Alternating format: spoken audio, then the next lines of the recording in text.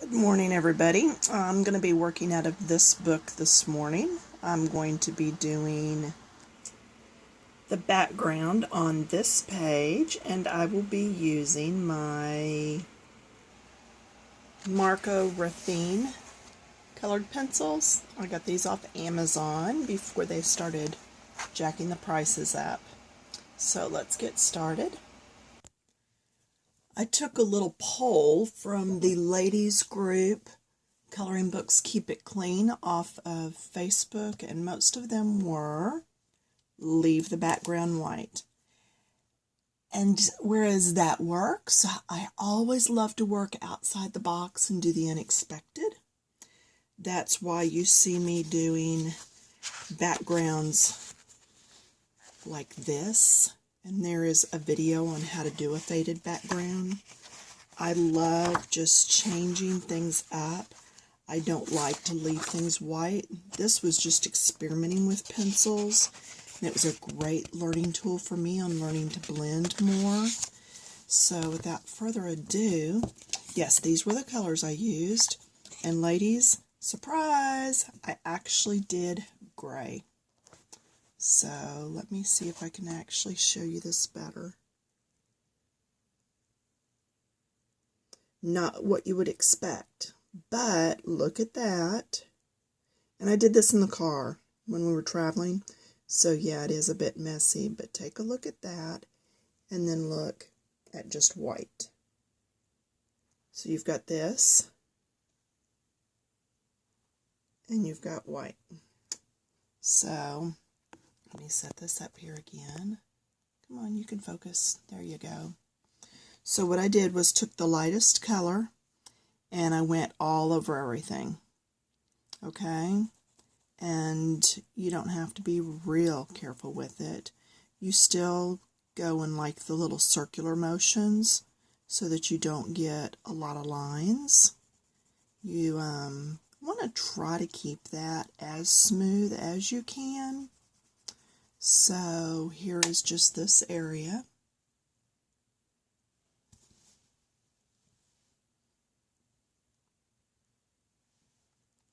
And you can see very lightly, I've just done right in here. Okay, let me do just a little bit more. And it's just slight ovals, up and down motion. I'm going over all that black.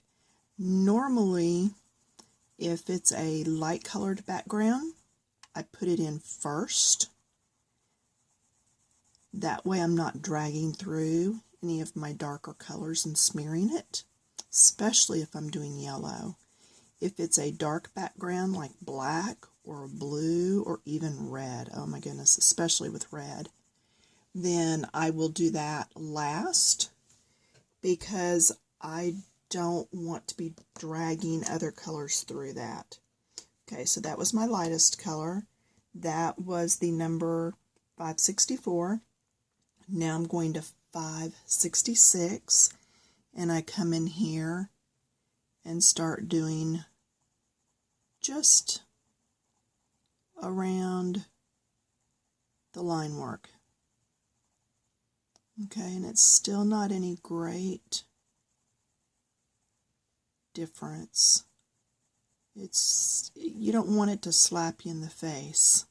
Hey, I'm here, let's party. No, you just want it to be a little bit in the background around the main leaves. Okay, so see, not a huge difference. And then my last color is going to be 568. And there are not color names on these. These are just a basic color pencil put out by Raffine.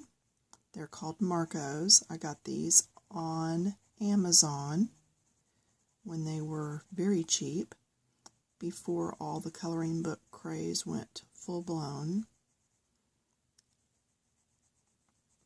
Okay, can you see how I went in just some of those little areas?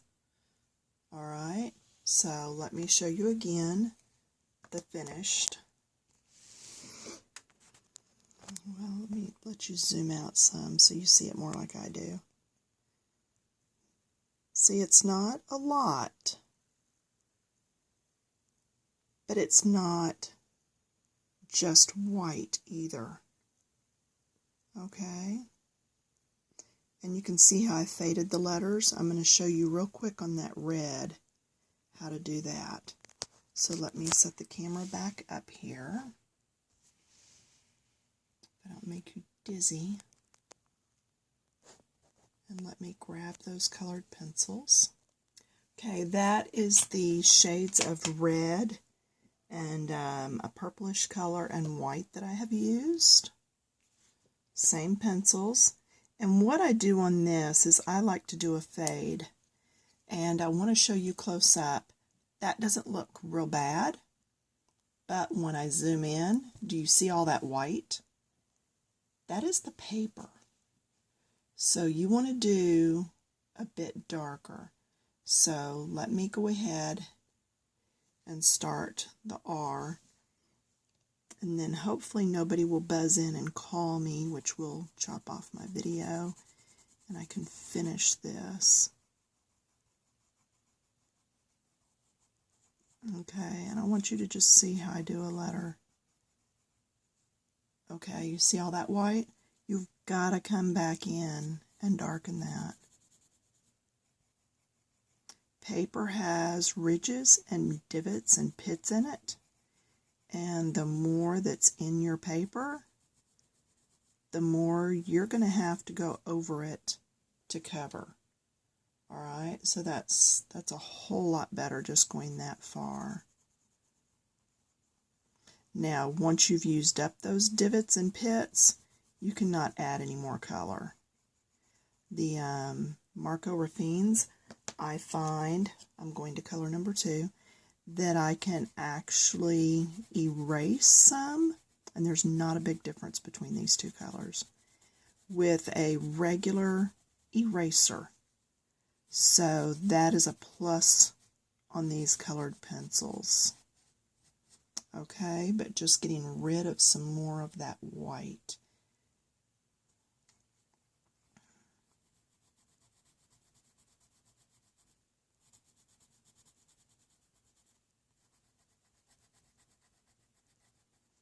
And just really blending the colors.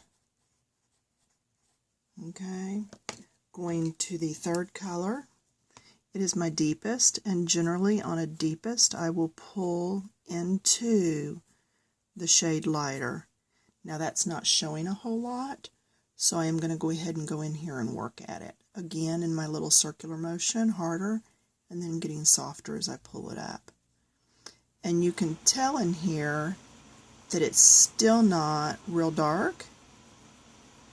Certainly not as dark as it is over here. And that's because when I found out it wasn't going real dark, I went ahead and picked up that fourth color, the 524, and yes, it is a purple. But blue and red make purple, so I figured that would be close enough on the color wheel that it would at least deepen this just a little. And you see how it's not very easy to get color on there? It's because I've already put the other colors on so much that the color pencil is already down in all those little divots. Okay, but it did deepen up the bottom of the letter some. And I just like to put the darker color on the bottom because that helps anchor it.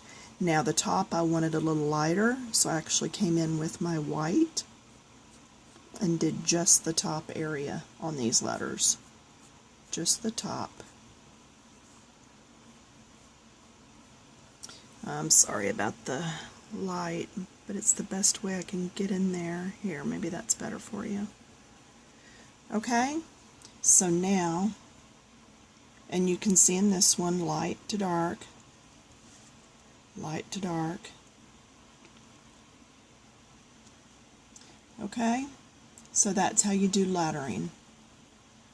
And there you can see again the gray versus just leaving it white. Personally, I like to almost always do my background. Almost always. There are times. But you can go back through my videos and see all kinds of different ones. Alright, that's it.